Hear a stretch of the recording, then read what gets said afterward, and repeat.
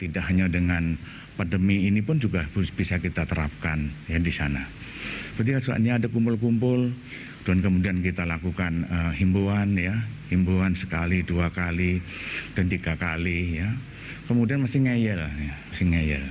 Itu kita bubarkan gitu ya. Sedang masih kita bubarkan, masih ngeyel juga itu ya. Ya kita bawa ke kantor polisi. Ya tentunya dalam nanti pembawaan kantor polisi pun juga harus melihat berkaitan dengan physical distancing juga ada di sana ya.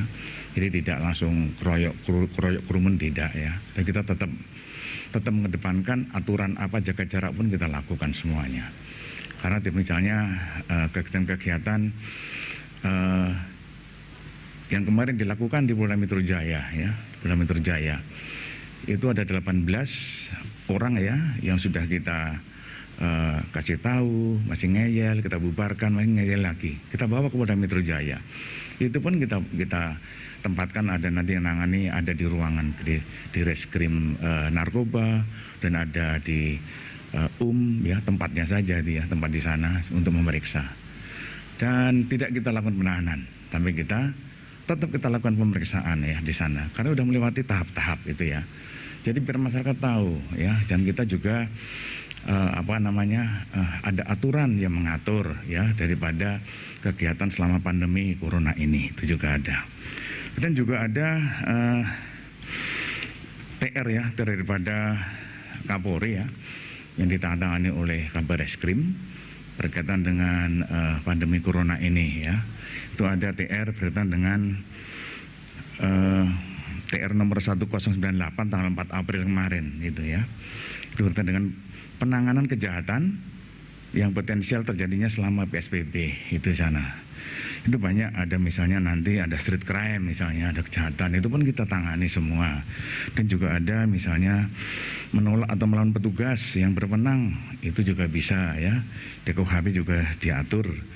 Dan juga ada Telegram Kapolri berkaitan dengan ketersediaan bahan-bahan pokok itu ya.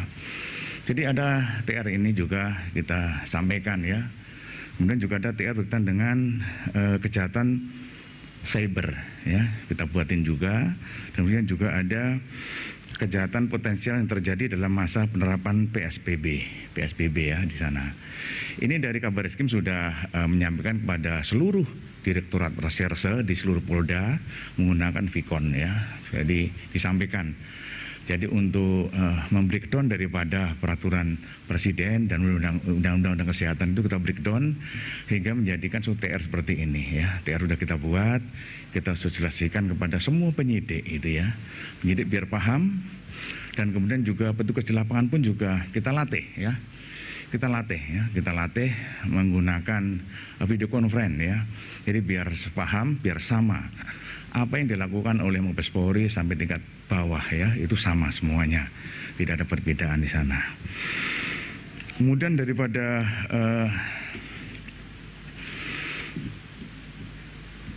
kegiatan pencegahan yang dilakukan oleh kepolisian, yaitu pencegahan yang humanis ya. Kemudian kalau memang tidak bisa dilakukan ya kita tindak di sana ya, kita tidak bubarkan, nggak mau juga kita tindak. Seperti di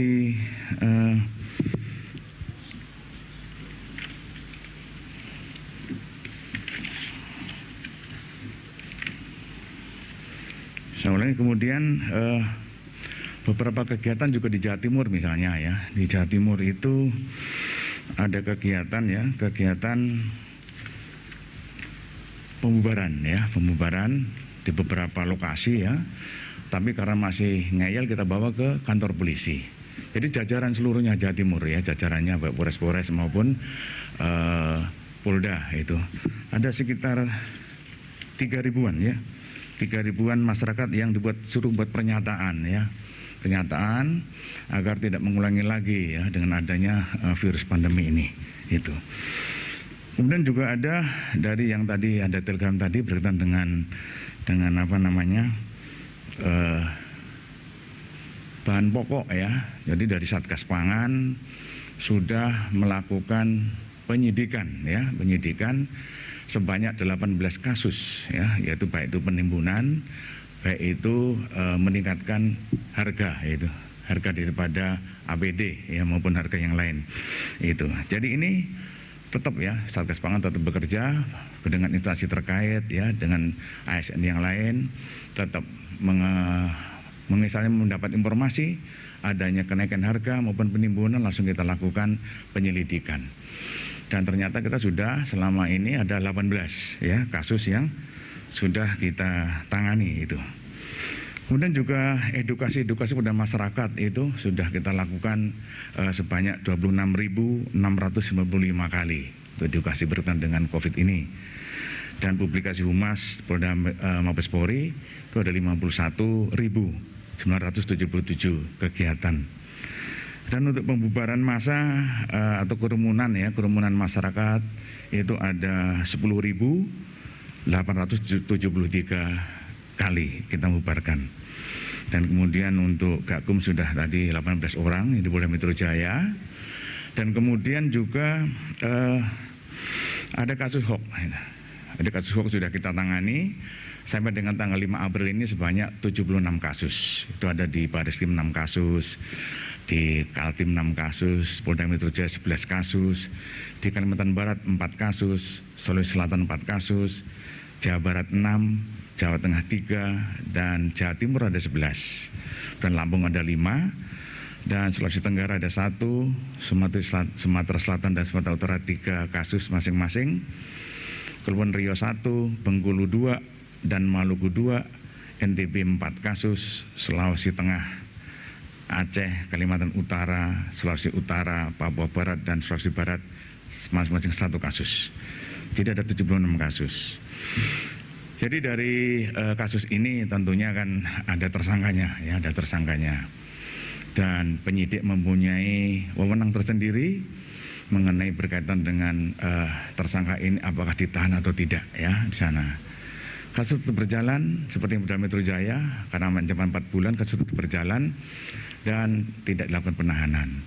Sedangkan untuk kasus hoax sendiri penyidik mempunyai kewenangan apakah nanti akan ditahan kota, ada penahanan rumah, semuanya mempunyai penyidik yang mempunyai kewenangan tersebut. Apakah tidak dilakukan penahanan, tetapi kasus tetap bergulir itu ya. Jadi tentunya semuanya masih bisa kita lakukan ya sesuai dengan aturan-aturan yang ada berkaitan dengan apa yang kepolisian lakukan. Kemudian juga dari kepolisian juga sudah membuat namanya FGD itu. Jadi FGD ini semua Polres, semua Polda melakukan suatu kegiatan seandainya nanti ada suatu kegiatan sistem pengamanan kota di wilayahnya masing-masing. Itu pun sudah kita lakukan. Jadi persiapan-persiapan dari kepolisian pun sudah kita lakukan. Semuanya kita lakukan dan kita bersama dengan unsur TNI ya yang kita gandeng, kita sama-sama untuk melakukan kegiatan tersebut ya. Ada TFG yang kita lakukan itu tactical floor game ya. Itu jadi nanti anggota kepolisian bisa paham, bisa tahu dengan dibantu TNI dan Pemda kalau terjadi suatu kejadian yang tidak kita inginkan apa sih harus kita lakukan. Nah itu ya. Kepolisian sudah mulai menata diri sehingga kita bisa mendapatkan gambaran ya daripada kegiatan yang dilakukan di lapangan. Seandainya ada situasi yang terburuk, udah siap kita semuanya ya untuk membantu pemerintah di dalam kegiatan pandemi corona ini. Itu. Mungkin itu teman-teman yang bisa kami sampaikan. Mungkin ada pesan ya, ada pesan pencegahan ya berkaitan dengan kegiatan siang hari ini. Yang pertama adalah cuci tangan dengan sabun dan air mengalir. Itu yang pertama. Kemudian yang kedua, jaga jarak aman 1 sampai 2 meter itu. Yang ketiga, beretika ketika bersin. Menutup dengan siku bagian dalam itu. Yang keempat, selalu pakai masker apabila berada di tempat umum ya. Yang kelima, produktif di rumah, sekolah di rumah, bekerja dari rumah dan beribadah dari rumah ya. Lakukan semuanya dengan disiplin, jadilah pahlawan, lindungi diri, lindungi orang lain, Mari menangkan perang melawan COVID-19 ini. Indonesia bisa dan alam tangguh. Sekian dan terima kasih.